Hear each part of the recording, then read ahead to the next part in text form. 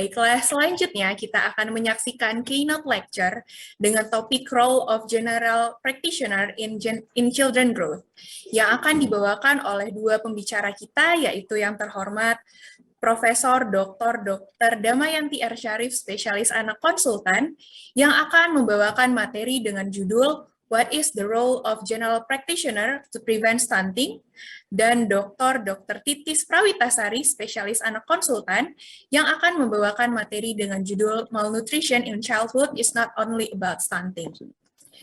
Sesi keynote lecture ini akan dipandu oleh moderator yang terhormat Profesor Dr. Munar Lubis, spesialis anak konsultan. Baiklah, sebelumnya saya akan membacakan CV singkat dari moderator terlebih dahulu. Prof. Munar lahir di Karangino tanggal 30 Oktober 1950 dan berdomisili di Medan. Beliau mengambil S1 FKUSU tahun 1975 dan mendapatkan gelar dokter umum tahun 1977. Beliau juga mendapatkan SP1 dari FKUSU tahun 1987 dan SP2 dari Kolegium IDAI tahun 1994. Kemudian beliau juga dinobatkan sebagai guru besar Fakultas Kedokteran USU tahun 2004. Dan saat ini Prof. Munar pernah menjabat sebagai Kepala Departemen IKA FKUSU periode 2011 sampai dengan 2017 dan pernah juga menjadi Ketua IDAI Cabang Sumut dari tahun 2014 sampai 2021. Saat ini beliau bekerja sebagai staf di Departemen Ilmu Kesehatan Anak Fakultas Kedokteran USU. Kemudian beliau juga menjabat sebagai Ketua Komda KIPI Sumut, anggota Dewan Pakar PBID, dan anggota pengurus pusat IDAI. Baiklah, kepada Prof. Munar, kami persilahkan dengan hormat. Bismillahirrahmanirrahim. Assalamualaikum warahmatullahi wabarakatuh. Selamat pagi, selamat siang, menjelang siang kepada seluruh peserta Medical Studium Generale 2020 Anak. Pada pagi hari ini kita mendapat kehormatan dari dua orang pakar dalam rangka keynote lecture, pakar di bidangnya, bidang gizi. Lihat, pertama sekali adalah Profesor Dr. Damayanti R. Syarif, SPAK. Yang kedua nanti adalah pembicara Dr. Titis Prawitasari, SPAK. Baiklah, kita mulai saja dengan membacakan kurikulum vitae dari Profesor Dr. Damayanti R. Syarif, SPAK. Beliau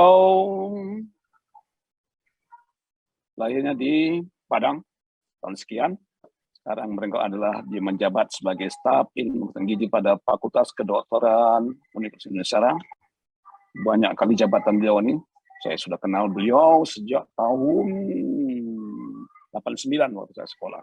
Jadi saya adik saya, Profesor Dokter, dan sekarang aktif terus kami dalam Depkes, bekerja dalam mungkin konsultan dalam bidang stunting. Nggak perlu saya bacakan lagi, banyak sekali dia punya kegiatan beliau ini. Dan nanti yang kedua adalah Profesor Dr. Titis Prawitasari. Mohon kurikulum vitae-nya.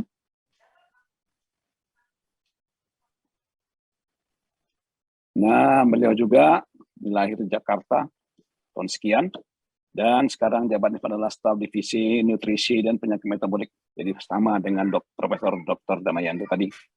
Beliau ini juga aktif, sekarang juga pengurus kolegium, waktu di mana-mana, dan banyak tulisannya mengenai stunting dan lain-lainnya. Tidak memperpanjang lebar, mungkin sejawat semua, terutama ahli anak dan PPDS seluruh Indonesia, sudah pasti kenal dengan mereka berdua. Dokter umum mungkin, tapi kalau sudah ada PPDS anak, mungkin dokter anak sebanyak 4.500 lebih, pasti kenal mereka berdua, dan PPDS yang ada di Indonesia ini.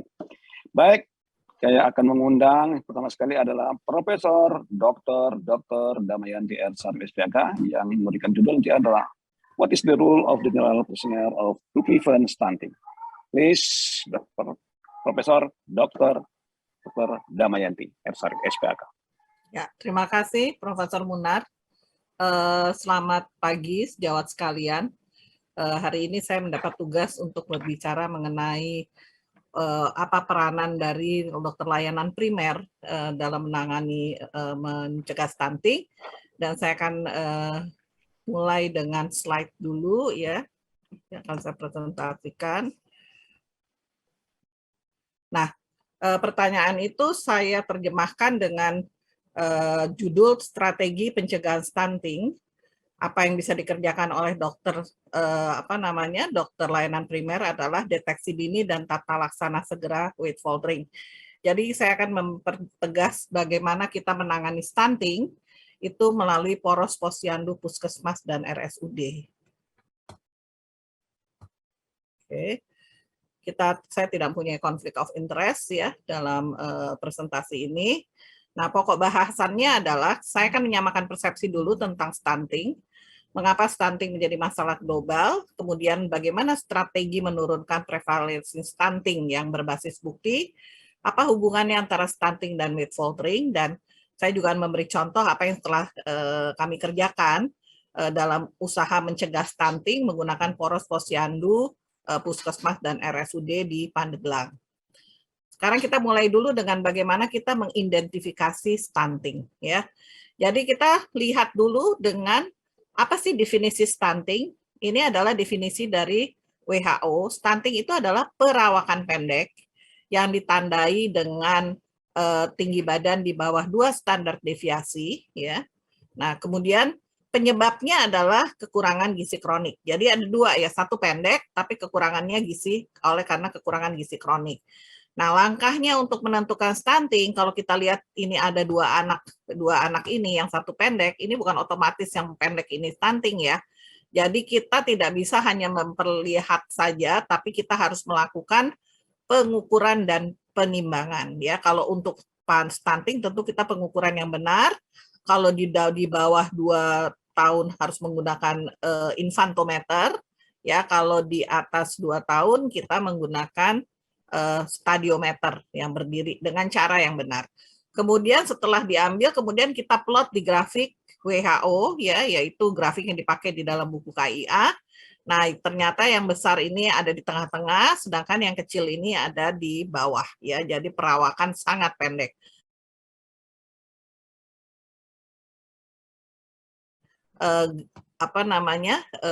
Kriteria yang ditetapkan oleh WHO ya. Jadi di sini bahwa yang namanya ada stunted dan ada severely stunted. Jadi sini tulisnya bukan stunting ya, stunted ya. Stunted itu sama nama lainnya adalah perawakan pendek.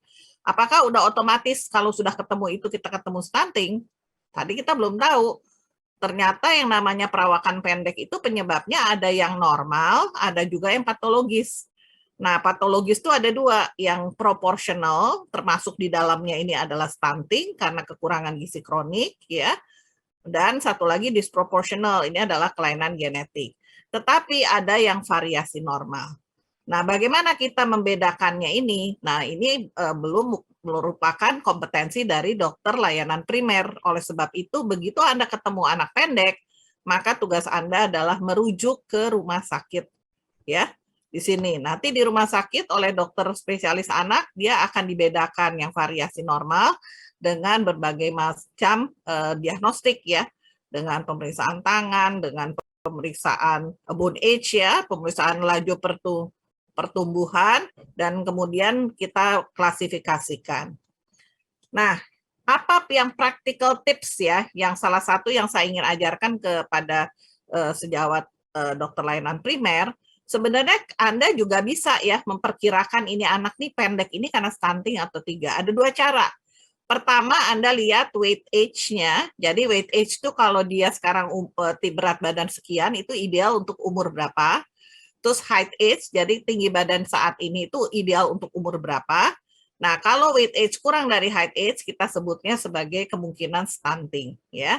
Nah, atau kita menggunakan length increment. Length increment itu kita bisa lihat dari tabel yang ada di dalam WHO chart. Anda bisa download dari internet, nanti ada yang namanya length increment.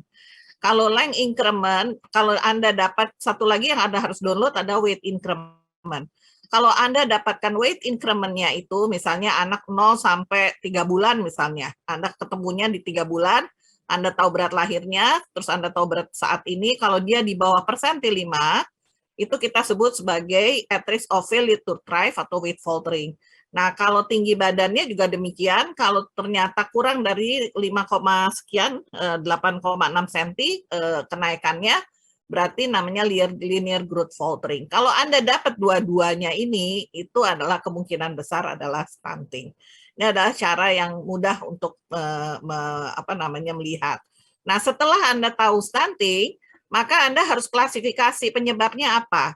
Satu, asupan gizi yang tidak adekuat itu bisa karena kemiskinan, penelantaran, ketidaktahuan. Nah, tentu ini pendekatannya beda-beda ya. Karena kalau orang-orang anak yang stunting itu belum tentu orang miskin ya. Banyak pasien-pasien pribadi kita juga yang mampu itu juga anaknya ternyata stunting. Nah, kemudian kebutuhan gizi yang meningkat, apa tandanya? Itu karena dia seringkali kalau Anda lihat ya definisinya salah satu infeksi.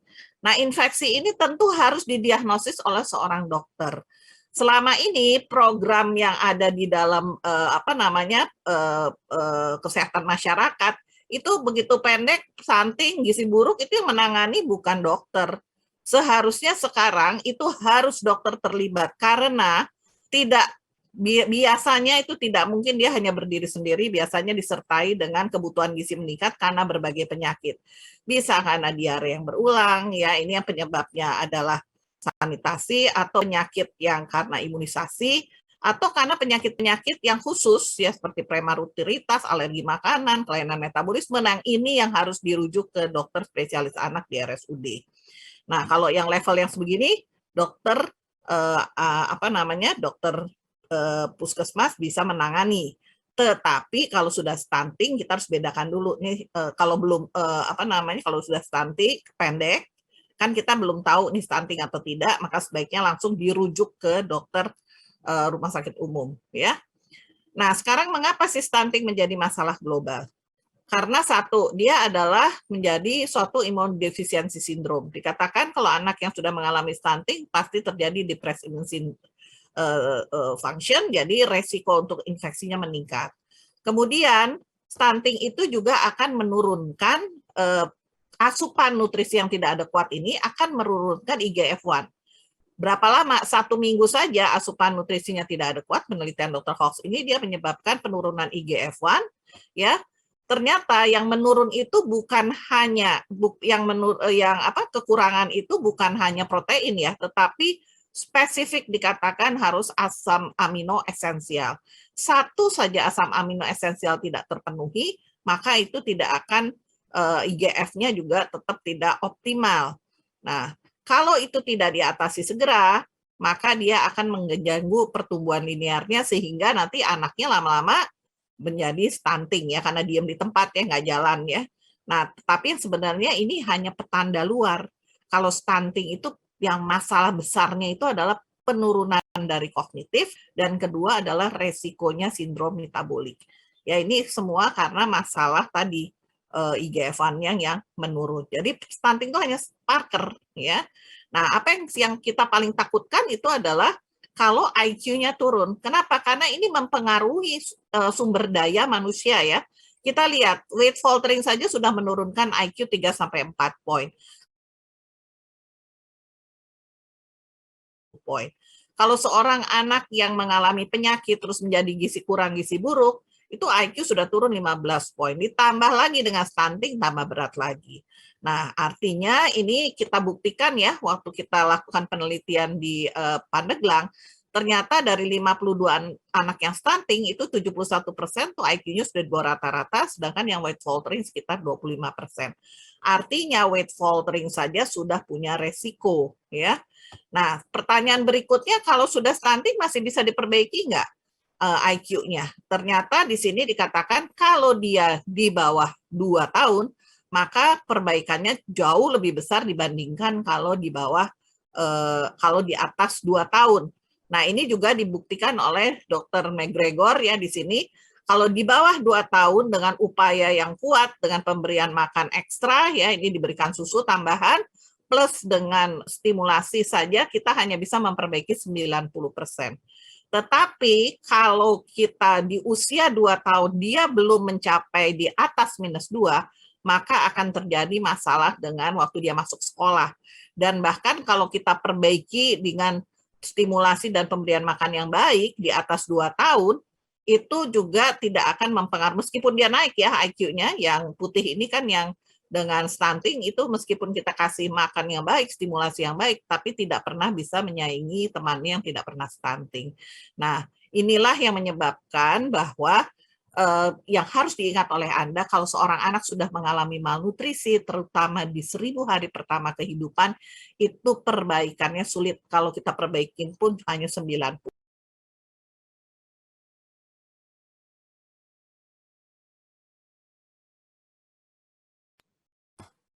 Sorry. Ya, jadi apa yang kita mesti kerjakan yaitu satu, ini yang harus diingat sama Anda, bahwa stunting itu harus dicegah. Nah, jadi artinya jangan sampai stunting ya. Nah, ini adalah tugas dari dokter layanan primer mencegahnya. Jadi kita tadi sudah lihat, pertama kalau mau stunting tuh weight faltering dulu. Nanti kalau dibiarkan baru nanti lama-lama dia linear growth deceleration. Nah, kalau linear growth deceleration belum sampai stunting ya. Kalau udah sampai stunting itu tadi efeknya ya. Artinya tugasnya dari dokter layanan primer tuh di sini. Jadi dari anak yang normal jaga jangan sampai weight faltering, segera atasi ya. Nah, kalau ada linear growth itu juga segera bisa diatasi. Ya, ini yang harus dikerjakan. Jadi ini yang mungkin saya ingin pesankan ya. Nah, strateginya bagaimana? Ada dua. Satu, karena tadi kan kekurangan gizi kronik, artinya kasih makan yang benar. Kasih makan yang benar di bawah 2 tahun apa? Makanan di bawah 2 tahun itu ya ASI dan MPASI. Nah, kita lihat. Satu lagi adalah dipantau. Kapan kita kenal kalau ada weight faltering, bagaimana taunya? Tentu kita melakukan pemantauan teratur ya di posyandu. Nah, ini kita lihat ya, kapan yang waktu yang tepat buat mencegah stunting. 20% stunting itu terjadi pada saat ibu hamil ya, prenatali. 20% lagi menyusui, 50% yang paling banyak pada saat memberikan MPASI. Nah, itu adalah fase-fase kritis yang mesti diperhatikan. Nah, bagaimana dengan melihat kalau, oh ini prenatali. Jadi Anda lihat di sini, kalau bayi lahir, di bawah 2.500 itu resikonya untuk menjadi stunting itu 51% dibandingkan dengan bayi yang normal.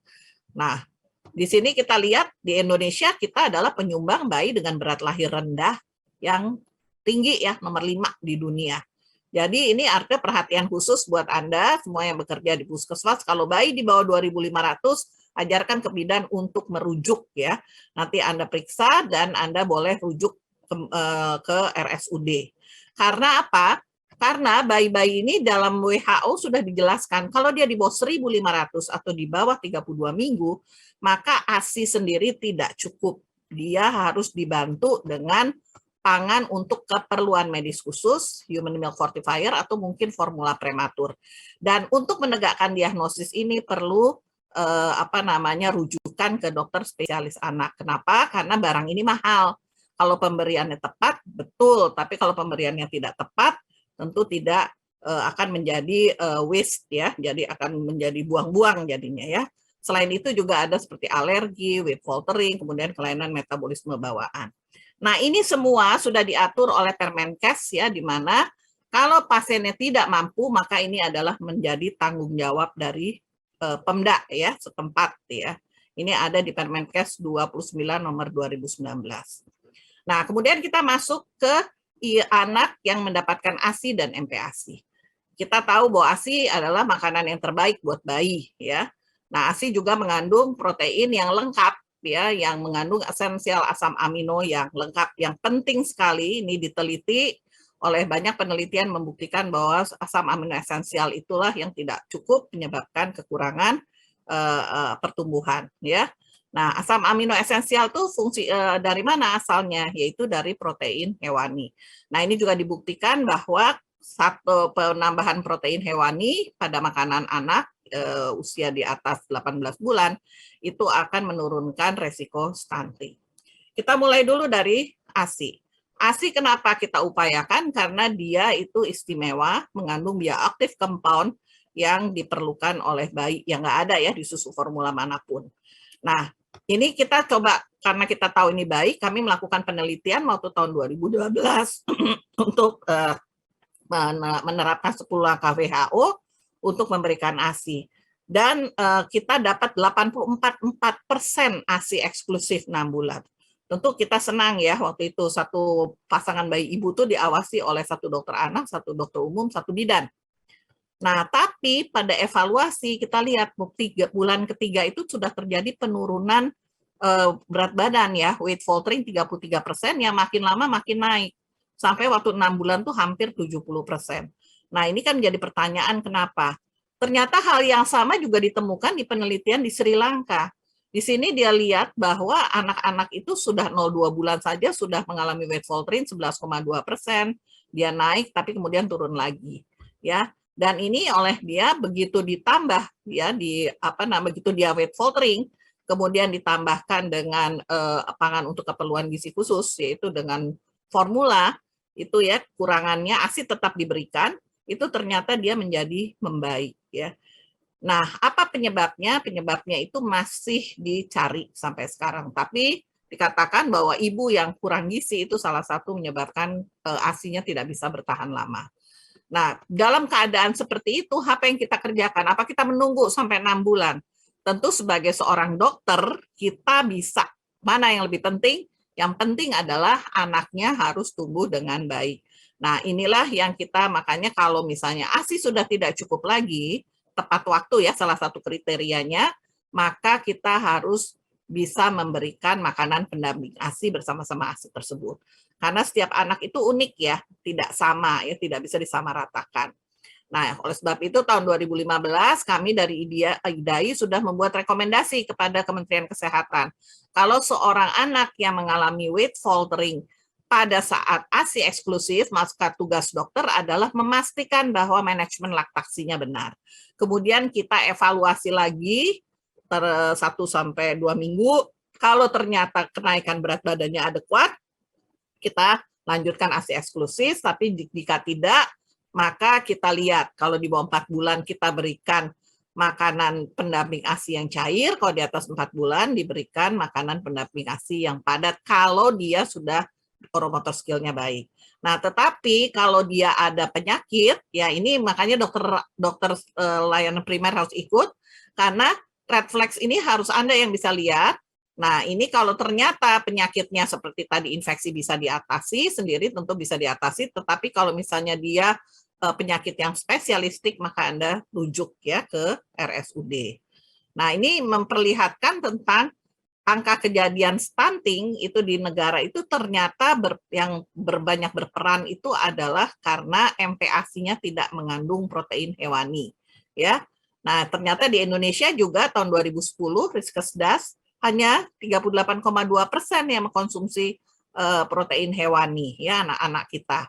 Nah sekarang bagaimana kita memperbaikinya ya supaya misalnya terjadi penurunan linear growth belum sampai stunting, maka yang kita harus perbaiki adalah nomor 1, berat badannya itu harus gizinya diperbaiki dulu. Nanti kalau gizinya sudah mencapai 85% berat ideal, maka ini baru mulai sih biasanya pertumbuhan linearnya naik ya. Dan untuk mempertahankan supaya pertumbuhan linear baik, maka seorang anak itu harus mendapatkan protein kira-kira 1,6 gram per 100 kilokal atau sekitar 6,4% protein energi rasionya ya. Nah, sekarang kita lihat bagaimana kita melihat komposisinya makanannya. Karena sekarang banyak sekali ya di sosial media komposisi makanan yang seperti apa untuk MPASI. Kalau Anda lihat pada saat 6 bulan itu MPASI ini warna hijau ini ya, itu ternyata energi, protein, semua mikronutrien terutama vitamin A, vitamin zat besi ya, itu hampir 100% tidak ada. Ya sudah harus diganti dari MPASI. Sedangkan kalau dari energi bisa 30% kemudian naik ya pada 9 sampai 12 bulan. Nah, oleh sebab itu kalau kita melihat ya bahwa Anda baca, kalau saya kebetulan saya muslim ya, jadi kita baca ya bahwa ASI itu dianjurkan sampai 2 tahun penuh ya. Tetapi ini kalau dia tidak bisa, itu bisa disapih. Jadi di sini memang ada keterangannya. Tidak mutlak harus gitu 2 tahun. Kenapa? Karena balik lagi setiap anak itu unik. Nah, terus kenapa harus 2 tahun? Karena memang ini kita lihat otak ini pertumbuhannya, ini otak terdiri 60% dari lemak. Ini cocok sekali dengan komposisi dari ASI. Nah, oleh sebab itu, apa makanan yang cocok buat ASI, pengganti ASI itu harus komposisinya sesuai dengan ASI. Jadi tentu mengandung protein hewani, karbohidrat, dan sumber lemak. Nah, buah dan sayur itu hanya diperkenalkan. Kenapa? Karena buah sayur ini mengandung anti nutrien yang akan menghambat penyerapan mikronutrien. Dia belum di umur ini, kita hanya perkenalkan saja. Tapi nanti setelah 2 tahun kita akan menemukan bagian yang utuh ya. Nah, sehingga bagaimana Anda melihat pola makan yang benar, ini Anda lihat di resep MPASI KIA, jangan pakai buku KIA yang di bawah tahun 2020, pakailah yang di atas 2020, nah di situ sudah makanannya sudah mengandung MPASI-nya mengandung protein hewani. Ya. Nah, cara yang kedua itu adalah dengan satu memantau kenaikan berat badan. Tadi Anda sudah memberikan makan yang baik, kemudian bagaimana Anda tahu dia mengalami weight faltering atau tidak? Ya satu-satunya dengan cara memantau. Kenapa penanganan weight faltering itu bisa mencegah stunting? Karena penelitian dari Dr. Onjanggo, kalau kita mencegahnya di bawah 1 tahun, itu 34% dia akan menurunkan angka stunting, kalau 2 tahun itu 24%. Ya, jadi kita lihat di sini, pertama ini weight faltering. Nah, di sini adalah tugas dari seorang dokter layanan primer untuk mencegah, balikin lagi naik ke atas, apalagi kalau disertai dengan linear growth faltering. Ya, jadi yang disebut weight faltering itu adalah perlambatan dari kenaikan berat badan. Kenapa itu harus mulai dari sana? Karena ternyata perlambatan kenaikan berat badan, contohnya tadi Pandeglang saja sudah 25% ya, yang IQ-nya di bawah rata-rata. Dan ini penelitian yang dikerjakan oleh Dr. Emon ini, dia menurunkan IQ sekitar 3 poin ya setelah dilihat ya. Nah, ini indikator yang dipakai oleh WHO, Anda bisa lihat dengan increment tadi saya sudah jelaskan di awal. Kalau di bawah persentil 5 itu adalah kita anggap sebagai at risk of failure to thrive. Tetapi saya juga mengajarkan kepada Anda ini dari buku textbooknya anak ya, itu Anda lebih mudah, ini cara yang paling lebih mudah. Kalau 0,3 bulan itu kenaikannya sekitar 25-30. Kalau kenaikannya sebulan, kalau di bawah 3 bulan itu di bawah 750, berarti dia Anda mesti hati-hati, mesti lihat ada apa masalahnya. Dan ini selanjutnya ya, ini berlaku, nanti Anda bisa lihat sendiri. Nah, kenapa kita harus mengerjakan ini? Ya, ini tadi tahu ya, bahwa weight faltering itu adalah awal dari stunting. Kalau sudah stunting, mau nggak mau Anda mesti ngerujuk ke rumah sakit umum, ya, karena itu kompetensinya dokter anak. Tetapi sebelumnya itu adalah tugas yang paling besar. Kalau Anda bisa mencegah, maka angka stunting akan turun. Ya, kenapa harus dokter anak? Karena kenapa harus dokter layanan primer? Karena dia harus mencari penyebabnya apa. Penyebabnya itu kan penyakit ya tadi ya. Karena Anda lihat di sini bahwa ternyata penyakit-penyakit yang Anda lihat di MTBS ini, itu dia akan menyebabkan kematian ya kalau disertai dengan gizi yang kurang atau gizi buruk, atau apalagi kalau stunting ya. Jadi Anda lihat di sini yang biru-biru ini. Kenapa? Itulah yang Anda bisa kerjakan pada saat dia weight faltering ya. Nah, ini kalau sudah ada red flag, ada kelainan jantung dan sebagainya, tentu ini Anda harus rujuk ya. Nah, sekarang saya ingin memperlihatkan kepada Anda, ini namanya translational medicine, apa yang kita pelajari dari teori tadi, bagaimana aplikasinya. Ya, ini Indonesia. Indonesia mulai memperhitungkan stunting pada tahun 2017 ya kalau nggak salah, 2007. Nah, pada saat itu kita punya angka stunting 38/37%, nomor 5 di dunia. Nah, apa dampaknya? Ini adalah pemeriksaan tes OECD pada anak berusia 15 tahun yang dulu masuknya di sini ya. 15 tahun di seluruh Indonesia, 85% anak 15 tahun yang ikut di sini, dan hasilnya adalah kemampuan matematika, membaca, dan satu lagi adalah sainsnya. 42% anak Indonesia itu tidak bisa menjawab semuanya. Bandingkan dengan di atasnya anak Thailand, anak Malaysia, bahkan anak Vietnam itu dia hanya 5% yang nggak bisa jawab semuanya. Jadi ini pertanyaannya, anak Indonesia tuh ngapain aja katanya kan? Itu pertanyaan menyedihkan ya kalau saya bilang ya. Nah, kemudian kalau kita lihat ranking dunia dari tes tersebut, Indonesia tuh nomor 71 dari 79 negara. Jadi pertanyaannya nanti mau kerja di mana nih anak-anak kita? Ya, dengan kita globalisasi, artinya orang lain bisa masuk ke negara kita. Dan kalau kita lihat the Human Capital Index, Indonesia itu posisinya ini hanya setiap bayi yang lahir di Indonesia itu bisa mencapai potensinya itu hanya 53%. Bandingkan dengan ini ya, Vietnam 67%. Nah, angka ini dapatnya dari mana? Dari angka stunting dan survival. Jadi ini angka yang tadi penyakit tidak menularnya itu berapa banyak ya. Ini terus berapa lama dia sekolah. Inilah yang menentukan Human Capital Index. Jadi kalau negara mau investasi, ya orang negara-negara maju investasi negara kita, yang dilihat adalah Human Capital Index-nya ya. Jadi ini sangat penting. Nah, target penurunan stunting Pak Jokowi sudah bilang untuk pencegahan yang penting ya. Karena pencegahan itu lebih baik ya. Pencegahan itu di tangannya dokter layanan primer ya. Jadi kalau menurunkan stunting itu tugas kita ya, tetapi menurunkan stunting itu tugas kita bersama. Menyelamatkan otak juga yang anak stunting itu dokter anak. Tetapi mencegah stunting itu adalah tugas dari dokter layanan primer. Caranya sudah saya jelaskan tadi, pemberian makan bayi dan baduta, ya kita lihat dikasih telur sebutir sehari aja, dalam 6 bulan sudah bisa mengurangi stunting 47%. Kemudian yang kedua, mencegah weight faltering tadi juga sudah menurunkan stunting 34%. Nah, jadi ini kita lihat ya, tugasnya adalah di Posyandu, ini di bawah semua koordinasi Anda, dokter layanan primer, tugasnya memberikan pangan berbasis protein hewani, pantau berat badan dan tinggi badan secara rutin, kemudian dianalisis, begitu weight faltering harus dirujuk ke dokter puskesmasnya, dicari penyebabnya. Kalau memang ternyata ada penyakit yang merupakan kompetensi dokter spesialis anak, maka Anda harus rujuk ke RSUD. Nah, sistem inilah yang harus dijalankan ya. Jadi mulai dari posyandu ke puskesmas dan rumah sakit umum daerah ya. Nah, ini saya coba terapkan, waktu itu permintaan dari Kementerian Desa untuk menentukan dana desa itu bisa dipakai apa untuk stunting.